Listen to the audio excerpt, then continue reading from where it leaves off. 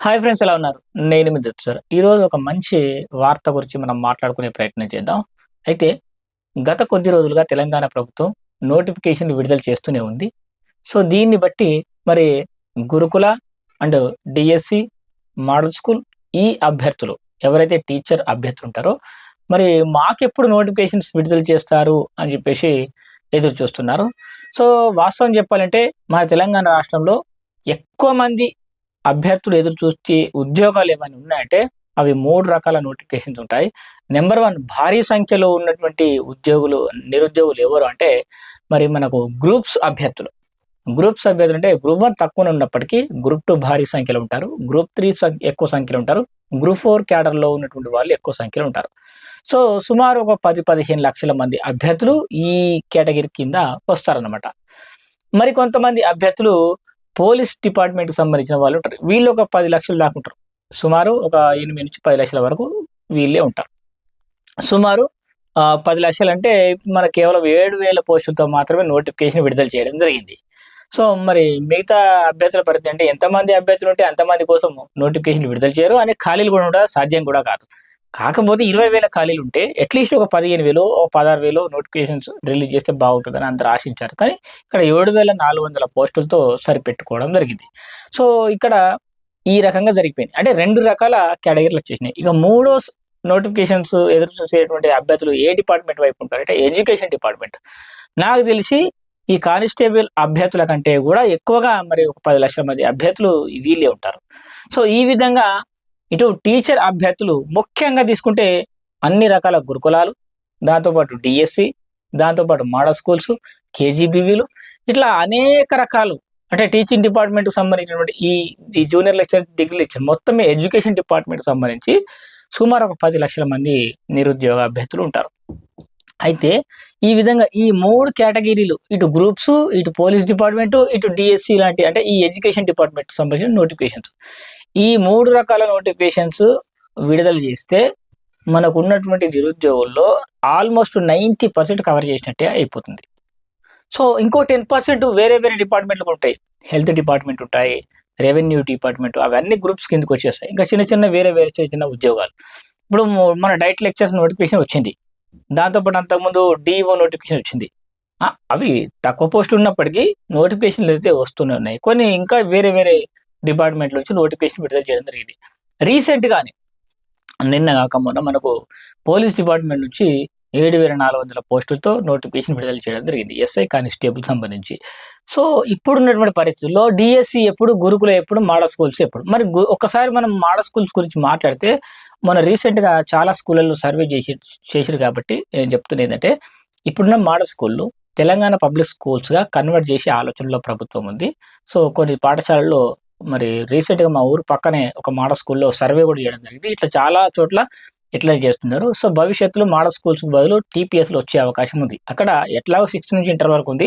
అక్కడ 0-2 అంటే నర్సరీ నుంచి 5థ్ వరకు దాంట్లోనే ఇంక్లూడ్ చేసేస్తే ఆల్మోస్ట్ ఇక కేజీ టు పీజీ అన్నట్టు ఒకే దగ్గర పాఠశాలలుంటాయి. ఇప్పుడు ఎక్కడైతే ఈ ప్రైమరీ స్కూల్లున్నాయో స్ట్రెంత్ తక్కువగా ఉందో అక్కడ ఉన్నటువంటి స్ట్రెంత్‌ని ఆ స్కూళ్ళన్నీ ఒక దగ్గర విలీనం చేసి ఇక్కడున్న టీచర్స్‌ని అందరూ ఒక దగ్గర చేస్తే ఇక బ్రహ్మాండంగా నడుస్తాయన్న ఒక లెక్కలో ప్రభుత్వం ఉంది.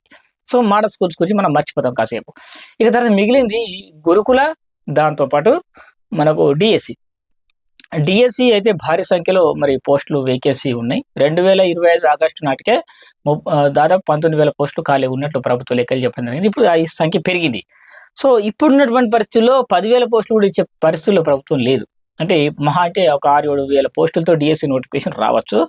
అయితే ఇప్పుడు రోజు అండి హైదరాబాద్‌లో ప్రతిరోజు ఏదో ఒక రూపంలో ఎవరో ఒకరు ధర్నాలు చేయడమో, నిరసన తెలియజేయడమో, ఎవరికో ఒకరికి వినతి పత్రాలు ఇవ్వడమో, ఈ గురుకుల అభ్యర్థులు కావచ్చు, ఈ డీఎస్సీ టీచర్ అభ్యర్థులు ఈ పని చేస్తున్నారు.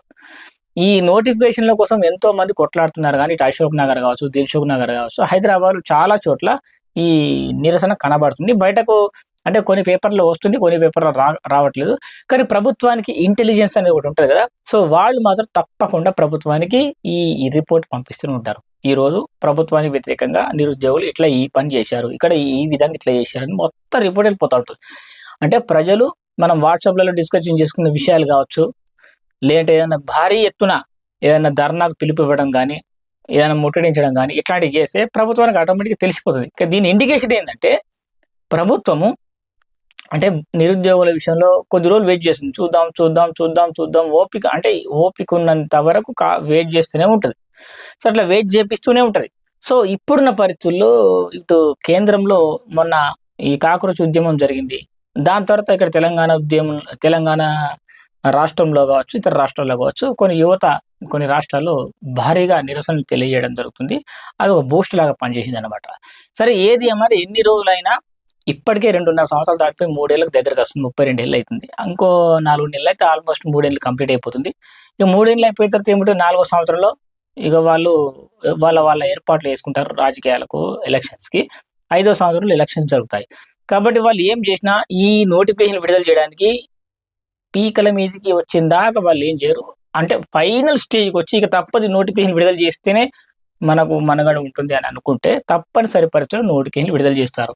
ఇప్పుడు పోలీస్ డిపార్ట్‌మెంట్ నోటిఫికేషన్ విడుదల చేసినట్టే డీఎస్సీ కూడా తప్పక నోటిఫికేషన్ వస్తుంది. మీరెవ్వరు కంగారు పడొద్దు. ఖచ్చితంగా నోటిఫికేషన్‌లొస్తాయి. డిసెంబర్ లోపల ఇప్పుడు ఈ ఆగస్ట్‌లో మరింత నిరసనలు పెరుగుతాయి.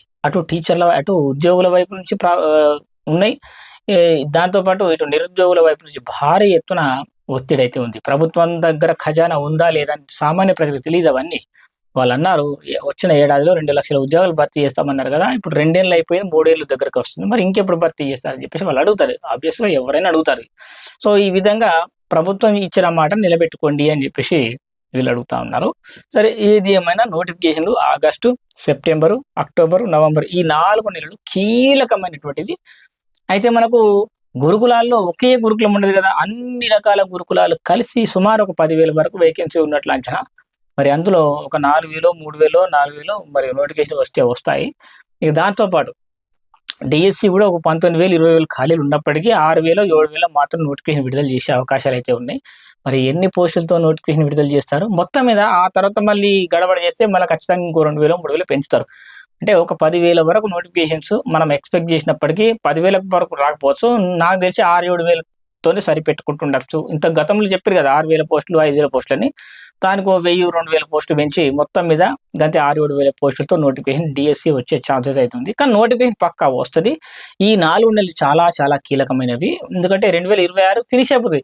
ఇక 27లో ఈ ఎగ్జామ్స్ పెట్టి రిజల్ట్స్ ఇచ్చి అవన్నీ అంటే 28 దగ్గరకొస్తది కాబట్టి ఖచ్చితంగా ఈ 4 నెలలు చాలా కీలకమైనవి. నోటిఫికేషన్ రావడానికి అవకాశం ఉన్నటువంటి టైం గాబట్టి మీరు చదువుకోండి. బ్రహ్మాండంగా చదువుకోండి. ప్రిపేర్ కండి. నిరాశ పడొద్దు. అయినా లేట్ అయిపోయింది. ఇక మన చేతుల్లో ఏం లేదు. ఇప్పుడు రేపే నోటిఫికేషన్ రావచ్చు. లేదంటే ఇంకో 10 ఏళ్ల నోటిఫికేషన్ రాకుండా మనం ఏం చేయలేని పరిస్థితి ఉంది ఇప్పుడు. అట్లుంది పరిస్థితి. కాబట్టి నోటిఫికేషన్‌లు రాకముందు ప్రిపేర్ అయ్యి వచ్చిన తర్వాత మనం జాబ్ కొట్టుకునే ప్రయత్నం చేయాలా. ఎందుకంటే పోస్టులు తక్కువ, కాంపిటీషన్ ఎక్కువ. ఈ రోజుల్లో ఎంత పకడ్బందీగా ఉంటే అంత బాగుంటుంది. చదివిన దాన్ని ఎంత ఎక్కువ ప్రాక్టీస్ చేసుకుంటే అంత బాగుంటుంది. సో, ఇది ఫ్రెండ్స్ ఇవాల్టి వీడియో. ఇలాంటి మరిన్ని అప్డేట్స్ కోసం మన ఛానెల్‌ని సబ్స్క్రైబ్ చేసుకోండి. Thanks for watching. బాయ్.